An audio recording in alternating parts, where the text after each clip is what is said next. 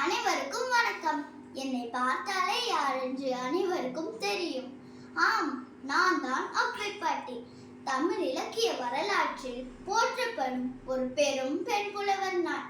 என்னை அனைவரும் தமிழ் மூதாட்டி என்று பெருமையோடு அழைக்கும் பெயர் பெற்றவர்.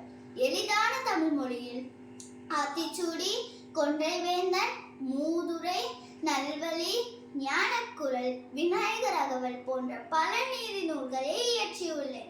இதில் குறிப்பாக உயிரெழுத்தின் வரிசையில் எழுதப்பட்ட ஆத்திச்சூடி நூல் மிகவும் பிரசித்தி பெற்றது. அவ்வரிகளில் சில: அறஞ்செய்ய விரும்பு, ஆறுவது சினம், ஈர்வது கரவேல், ஈவது விளக்கேல், உடையது விளம்பேல், ஊக்கமது கைவிடேல், எண்ணெழுத்து இகழேல், ஏற்பது இகழ்ச்சி, ஐயம் விட்டு உன், ஒப்புற ஒழுகு, ஓதுவதொழியேல், அவ்வியம் பேசேல், அக்கம் சுருக்கேல். நன்றி.